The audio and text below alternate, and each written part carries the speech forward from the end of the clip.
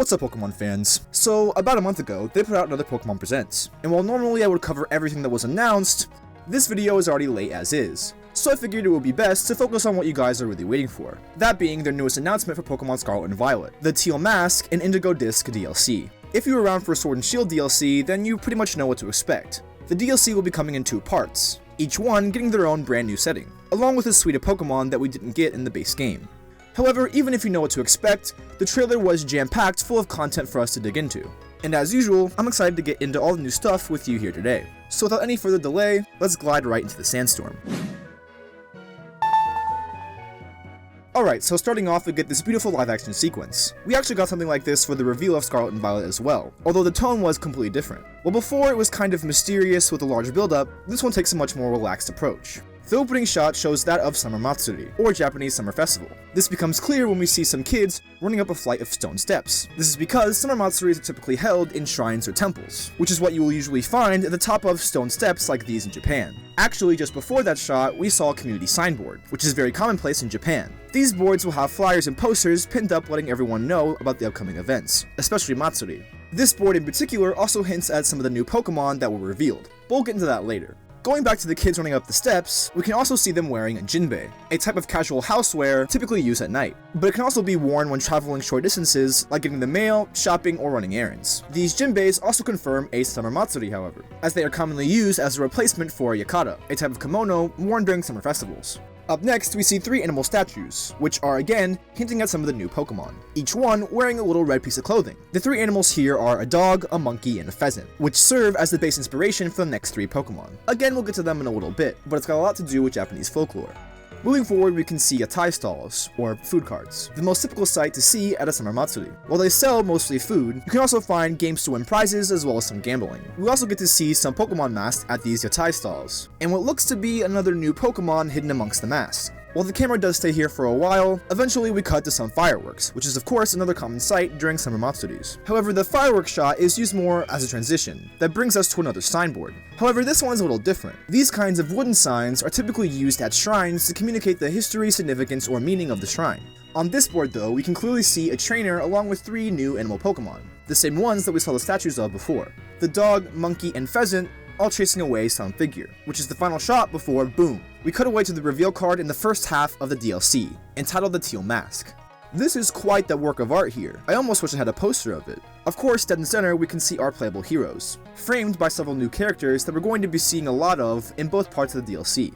Our player characters are going on a field trip to the land of Kitakami. According to the Pokemon website, this is a place of tranquility, where you can find things like rice paddies and apple orchards. Apparently, we're visiting during a festival, which is regularly held in the village. A perfect time to meet new friends and, more importantly, unravel the mysteries. Our mission will be to uncover what's really going on behind the folktales and myths that surround the land. Looming above them all, however, we can see the 4 central Pokemon in this first part of the DLC. I'm going to get into all of them, but to begin, let's start with the 3 animals, since they were hinted at a lot more before. These 3 Pokemon might seem a bit random, but as I alluded to before, they're actually drawing on very clear inspirations from Japanese folklore, that being the 3 animals from the story of Momotaro, one of the most popular folktales in Japan. This story centers around a boy, Momotaro, who was found in a giant peach floating down the river. The woman and her husband who discovered the peach actually wanted to eat it, but once open, they found the child Momotaro inside. The child explains that he is a gift to them bestowed by the gods, given to the couple to take as their son. After some time, the boy grows up and ventures out to fight a band of Oni, or demons. On his journey to defeat them, Momotaro meets and befriends 3 talking animals, that of a dog, a monkey, and a pheasant, who agree to help him defeat the Oni in exchange for some food. In the end, they are victorious, and even take the demon chief as a captive. As I said before, the story of Momotaro is one of the most well-known Japanese folktales of all time, and it seems like the Teal Mask DLC will be taking heavy inspiration from the story, almost directly lifting the animals out of the story, and from the looks of it, even the Oni as well. But first, let's meet our 3 animal companions. To start, the first out of the 3 to meet Momotaro in the story is usually the dog, or in our case, Okidogi.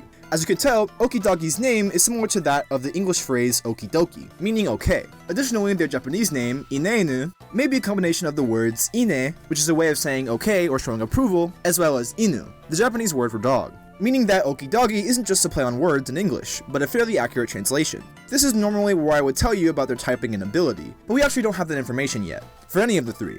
so we're gonna have to keep a lookout for that. Even though we have a direct folklore inspiration for these Pokemon, Okidogi appears to actually have many similarities to that of the Shiba Inu, a small breed of hunting dog native to Japan. Or it could be that of the Akita, a small yet large breed originating from the mountains in the north of Japan. That's really all we have for this Pokemon, but I wanted to make this comparison. Secondly, we meet the monkey, or for us, Monkey Dory. Similar to Okidogi, Monkey Dory's name is very close to that of Hunky Dory, a slightly more obscure English phrase meaning everything is good / going well. Their Japanese name, Mashimashira, could also be a Japanese portmanteau, being a combination of mashi, meaning to improve or better, as well as mashira, an older Japanese word for a monkey. So in essence, their name is It's All Good Monkey. Though we aren't exactly sure what monkey the physical design could be based on, it has a striking resemblance to that of the Japanese macaque, or snow monkey, a terrestrial species native to Japan. Again, that's kind of all for this one, but I wanted to make one more comparison. And last but not least, we meet the pheasant, or in the Pokemon world, pheasantipity, combining the phonetic sound for the words pheasant along with the word serendipity. A serendipitous event is a kind of lucky phenomenon, one where good things are happening or coming together by what seems like chance. And no surprises, the Japanese name, Kichikigisu, seems to be a combination of Kichi and Kigisu, meaning fortune and an archaic word for pheasant, respectively, or lucky pheasant. Again, I have nothing left to say except that I'm the biggest bird. These three Pokemon are the protectors of Kitakami, and apparently these heroes are beloved by the people of the village, so much so that they even made statues of these Pokemon to express their gratitude for them, similar to the practice of making statues of kami, spirits, or even religious figures, in order to show honor or ask for protection for a certain area. This lines up perfectly with the three real statues we saw at the beginning, and emphasizes the role that these Pokemon had to the people.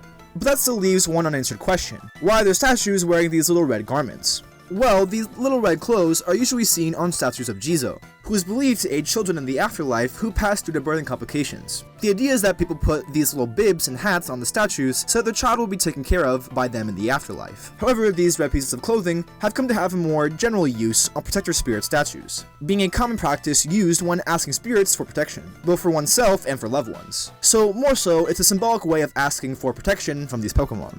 But protection from what, you might ask? Well, that leads us into the starring Pokemon of this DLC, Ogerpon, a legendary Pokemon who wears a fearsome mask, which is, of course, supposed to make the viewer think of an Oni mask, a type of Japanese mask representing different Oni or demons from their folklore. More specifically, we're supposed to be thinking of the Oni defeated in the story of Momotaro, by him and his animal companions. This is why we saw the trainer and the trio chasing something away during the fireworks. Our player will be taking the place of Momotaro, as we partner with the legendary trio to save the village. I believe this is what the trio are protecting the village from, but for whatever reason, this time they need our help.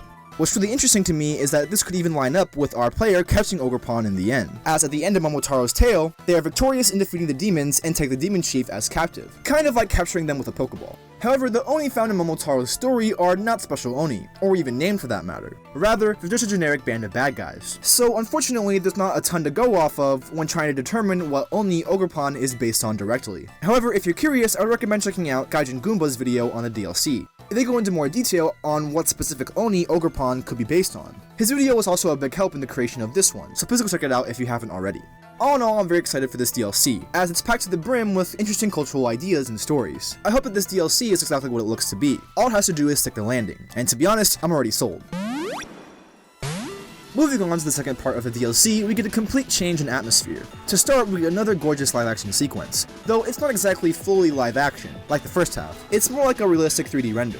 Something like this was used at the end of the Scarlet and Violet reveal trailer as well. While it's hard at first to make out what they're showing us, eventually it becomes clear that it's actually another school, a third to go along with the first two. Matching the fruit theme, of course, this school is known as Blueberry Academy. Being a newer school, it's not as historic as your academy, only created in recent years. Nevertheless, the school will be the center point for this half of the DLC, and as the trailer is suggesting, this school's curriculum puts a focus on Pokemon battles, and will be what our player characters are focusing on while studying abroad here. In the trailer, we get to see a trainer preparing for battle against 4 mysterious foes, and immediately after, we cut away to the reveal card for the second half, entitled the Indigo Disc. A careful look at the card shows us a lot, including 6 trainers, 2 of which we saw in part 1 as well. So I guess this is a good time to talk about these 2. To start with, these 2 characters have great design, and I'm excited to meet them in game. If you couldn't tell, they are brother and sister, and are clearly going to play an important role in both parts of the DLC. The older of the 2, Carmine, is a strong-willed girl who's always looking out for her little brother. According to the Pokemon website, she's a bit of a xenophobe, perhaps making her the most Japanese character we've seen yet. Of course, that's just a joke, but I have a funny feeling that something was lost, or hidden, in linguistic and cultural translation here. Of course, what this really implies in-game is that her character arc will involve her opening up to outsiders, but still I think it's worth noting. However, her younger brother, Kieran, is much more chill than her, and actually takes a bit of an interest in you, the player character. It seems as though he's often hiding from her, which might explain why he wants to hang around us. Though the description of the relationship seems to be more like brother and sister squabbling, that's pretty typical for a sibling relationship. And I would say that because it seems that they both spend a lot of time together, there must be a lot of love and care for one another. The other trainers in the card can also be seen in the trailer section as well, the four mysterious figures standing off for battle. And although we don't get to learn their names or anything about them, the character design is pretty phenomenal, and I'm interested to see what they're all about. To me, it seems as though they're setting up these trainers to be like a second Elite Four, with the possibility of Carmine and Kieran set up to be dual champions. Although this is purely speculation, it does seem to be at least a little bit implied through the trailer composition and context of the DLC. The school focuses on battling, and there's 4 of them. At least to me, it's clear that these trainers will serve some similar function to the Elite Four, being a late game challenge to test your skills and knowledge, even if they're not called the Elite Four by name. Of course, that leaves some questions, like what about Gita and the current Elite Four? Are they going to forget about them? Well, again, it's just speculation, but I have a feeling that their stories will develop more with the DLC as well, giving more insight and revealing Gita's full team and true power to the player. It could even explain why Gita's champion team was so lackluster, because she has yet to reveal her true power. I'm so excited to meet this new cast of characters, however, even if I'm wrong. And in the end, I'm hoping that the Indigo Disc will be like a supercharged Battle Frontier, or something to that effect. Because even if it's not a true Elite Four, it's stuff like the Battle Frontier and the Battle Subway that keep trainers playing long after the credits roll. And it's that kind of flavor that really pushes what it means to be a Pokemon Master. Lastly, we have Terrapagos, the starring legendary for this half of the DLC. Like the title of this part says, Terrapagos is an Indigo Disc. However, they're clearly taking some inspiration from turtles and tortoises. And that's not even mentioning the name, which has a ton packed into it. To start, the prefix terra, or ter, is of Latin origin, meaning land or earth. Additionally, the second half of the name, Pagos, could be a reference to the well-known Galapagos Islands, and of course, the Galapagos tortoises. For those who may not know, the Galapagos are an island chain found in the Pacific Ocean, and this archipelago became well known mostly for the work of Charles Darwin and his theory of evolution. Evolution? Very Pokemon, right? He came up with his theory by examining the animals found there, and one of the most common examples from his work is the Galapagos tortoise. He noted that it developed an unusually long neck in order to reach the plants that grew above them. So not only does Terrapagos take inspiration from the Galapagos and the tortoises, but it's almost a direct reference to the concept of evolution itself. Additionally, this DLC takes place at Blueberry Academy, which is on a giant blue disc in the middle of the ocean. So I wouldn't be surprised at all to find out that Blueberry Academy is Terrapagos, not just referencing the island, but actually being one. The prefix Terra could also point towards the world turtle idea, a belief that shows up in many faith systems around the world, a belief that the earth is on the back of a giant turtle. This idea is so often deeply ingrained into people that it will show up in popular media, like Avatar. However, another likely inspiration for the prefix Terra would be from the Terra types. Looking at the spots on their shell, you can see what looks to be the symbol for every Pokemon type. While I'm not sure exactly why this is, there is at least some conclusions we can draw. For example, we know that this part of the DLC will focus on battling, and of course, not only does the type chart have a lot to do with battling, but thanks to the newest feature of Terra types, all the types and their logos have been prominently featured throughout this generation as it stands. So I have a good feeling that the type symbols on their back have more to do with Terra types, and that we may get some kind of explanation as to why that is in the actual DLC itself. But we're just gonna have to wait and see.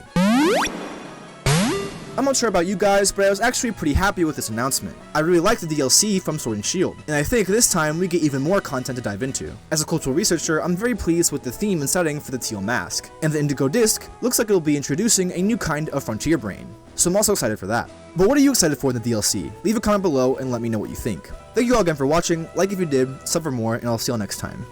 Peace.